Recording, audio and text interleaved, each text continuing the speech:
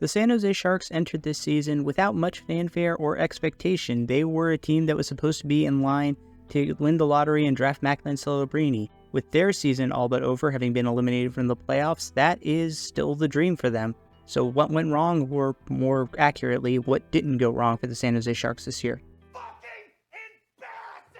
In Quinn's second year as head coach of the Sharks, they are going to end up worse than they were last year when they finished with 70 points. Currently on pace to finish with 46 points, which would be one of the worst seasons in modern NHL history. The Sharks do basically nothing right. They've allowed the most goals against by a team in the NHL this year, and they've scored the fewest goals for. But with a team that was expected to be bad, is all of this laid at the feet of David Quinn? Well, his team is one of the worst in the NHL in the first period, giving up the third most goals and scoring the least goals in that frame. They have the worst record of any NHL team when leading after the first or second period. They almost never come back when trailing after the second period or even after trailing in the first period. The best thing you can say about Quinn is that they're not terribly penalized. They take the 12th most penalties per 60, and they are nowhere near the top 10 in terms of bench minors or major penalties, which indicates that he's at least controlling his players to some extent. If this was Quinn's first or second year as a head coach, I would be inclined to give him another year because this team just doesn't have any talent. But he was a terrible head coach for the New York Rangers, and he has not gotten any better. Yes, I know that this team is deprived of talent, but they are the worst team in the NHL, and they are showing no signs that they can get better with David Quinn as their head coach. Listen up, fives. A 10 is speaking. I mean, do the Sharks even have a star player? Captain Logan Couture only played in 6 games this season before being sidelined for a year with injury, and he only put up 1 point in those 6 games. Tomas Hertl was probably their best player, but they offloaded him at the deadline to the Vegas Golden Knights. I mean, Mikael Granlund and Fabian Zetterlund have played admirably in roles that are probably well above their capabilities, but the fact of the matter is the San Jose Sharks just do not have anybody on this team that you can look at and say that is a building block that's going to be on this team for another 5-10 years, or that's a guy who's going to lead us into the future. It's probably Logan Couture when he comes back, but he's just turned 35. They desperately need an injection of youth next season, which is why I am praying to God that they actually manage to win the lottery and get Macklin Celebrini. Oh man, I'm gonna die. I'm gonna die. Oh, please, no. The San Jose Sharks have played 4 goaltenders this year: Mackenzie Blackwood, Kaapo Kähkönen, Magnus Trona, and Devin Cooley. Not a single one of them has a save percentage above 90. Mackenzie Blackwood is probably their best goaltender with a .006 goals saved above expected per 60 on the year. Plain and simply, the Sharks' goaltending this year has been abysmal, but that's not the reason that this team is not in the playoff contention. They were not going to be regardless if they had prime Patrick Roy in net. Having said that though, their goaltending has been abysmal and it certainly hasn't helped matters. Oh, no. No.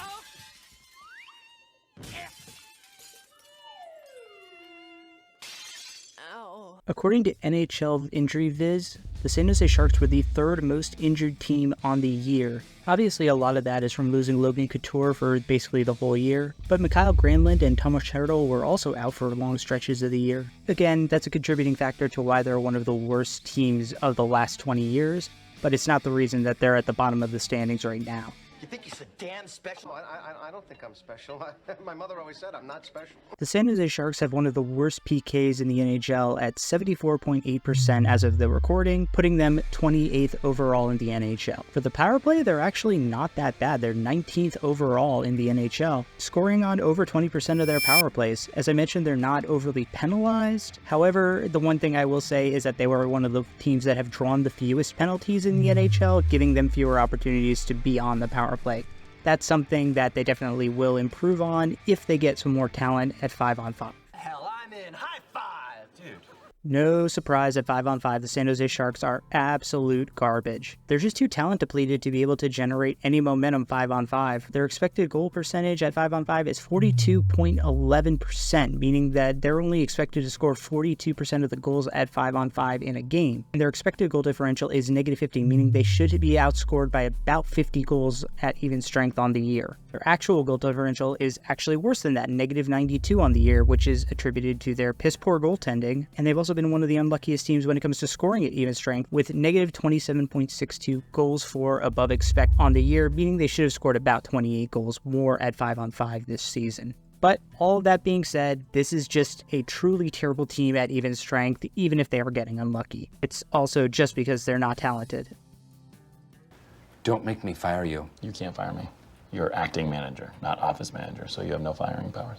Mike Grier's now been the San Jose Sharks GM for a couple of years, and his performance has been a mixed bag. I really didn't like the Tomas Hertl trade that he made at the deadline, and I think he also got a little underpaid on the Anthony Duclair trade. But at the same time, I do respect that he is taking the slow approach and rebuilding through the draft. The Sharks potentially have 2 picks in the first round of the NHL draft, unless the Pittsburgh Penguins actually manage to finish in the bottom 10.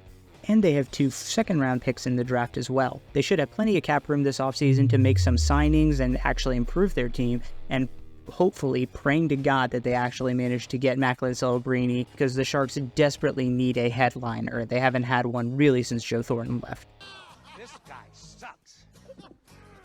Yeah, they were supposed to suck. This is a rebuilding team. They were in the tank all year. They were in the tank last year for Bedard and just missed out. They're backing into Macklin, going Houdini for Celebrini, whatever you want to say.